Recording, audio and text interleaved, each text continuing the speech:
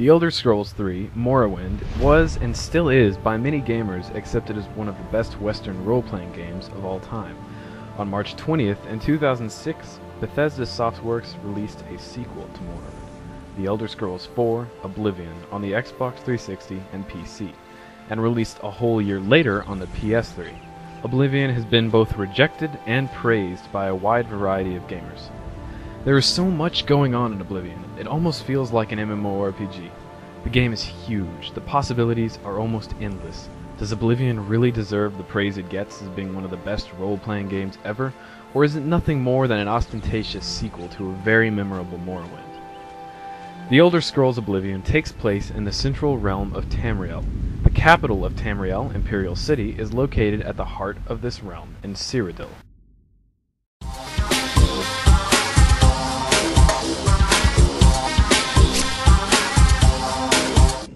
I guess they don't play favorites, huh?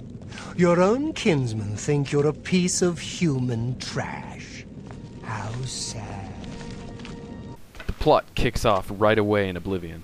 Players will find themselves crawling a dungeon with a knife and healing spell in ragged clothes as soon as they load in, only to witness firsthand the death of their great emperor, voiced by Patrick Stewart himself. In his last moments, the emperor hands you an amulet. He orders you to deliver this amulet to a priory found outside one of the cities in the game. From there, the plot unravels itself. An evil force has emerged from the underground and is looking to revive a horrible demon from Oblivion and unleash him on the living world. You play as an unknown prisoner, locked away in the deep dungeons of the Imperial City prison. The story revolves around your rise to fame and the savior of Cyrodiil. The nice thing about Oblivion is that you can complete the game's quest in any order. While following the main questline, players can deviate from the path at any moment to join guilds, dive into dungeons, or complete random tasks for everyone from street beggars to Tamriel royalty, although it helps to complete the main quest all at once so you don't lose the taste in your mouth by leaving the main plot for too long. Fear not, upon completing the main questline, you are awarded a suit of armor and released. The game does not come to an end. Rather, it lets you finish the main quest at any time, and you still have all the time in the world to continue questing after that. The random quests you can find in towns are generally not too impressive, but there are a select few that you will want to replay time and time again, from jumping into a painting to save a man from a world he created, to entering someone's dreams to rescue them. Oblivion has some of the more creative quests out there. Morrowind fanatics dislike Oblivion for having a bland story.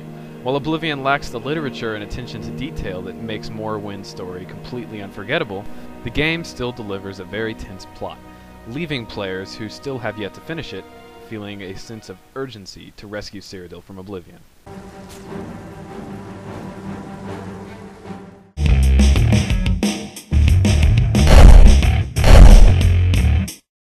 Damn it! The gate is barred from the other side! A trap!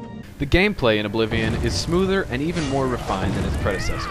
Combat was more fluid with an added blocking system, and whether or not your weapon strikes your foe is now dependent on your accuracy and proximity, rather than rolling a die and seeing if you hit. In Morrowind, players could stand there slashing at a skeleton from an inch away and not get a single hit in, maybe even 5 times in a row.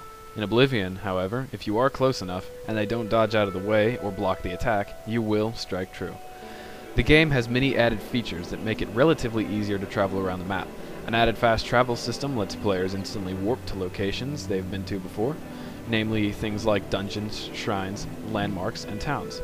The game has also added horses for the player to ride. But with the addition of plate armor for the horses, many have asked why Bethesda never added mounted combat to the game. For many people new to the Elder Scrolls franchise, the game is by no means your typical role-playing game. Instead of following a linear plot with different levels to complete, the player is dropped into the center of the world with the freedom to do almost anything he or she pleases whenever desired. Players can choose to fight with a large array of weapons, such as swords, hammers, axes, and maces for warrior classes, bows and arrows for archers, thieves, and the like, and all sorts of magic for the rest of the classes.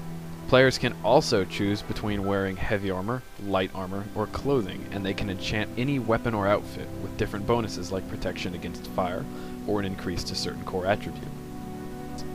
The players can freely fast travel from cities as they want. This makes it possible for them to check prices in markets, complete quests faster, and cover a lot of land very quickly. Many critics of Oblivion call the fast travel feature an easy button, which has spawned several mods that disable the feature or change how it works. Overall, Oblivion's gameplay feels very unique. There aren't many other first-person fantasy role-playing games. As it stands, however, Oblivion is an easy-to-pick-up, action-oriented RPG with an almost infinite number of quests to complete, along with a solid story. Damn it! It's that prisoner again! The sound in Oblivion only adds to the atmospheric feeling of the world. The sound quality is impeccable, and it seems Bethesda has a sound effect for virtually everything. Bumping into tables, dropping a pair of gloves, standing in the woods and listening to the insects buzz, the wind blow, and the grass shift. All of it is very convincing. The music for the game was composed by the excellent composer Jeremy Soule, the same man who brought you the music of Morrowind, Dungeon Siege, Guild Wars, Supreme Commander, Prey, Azuric, and more.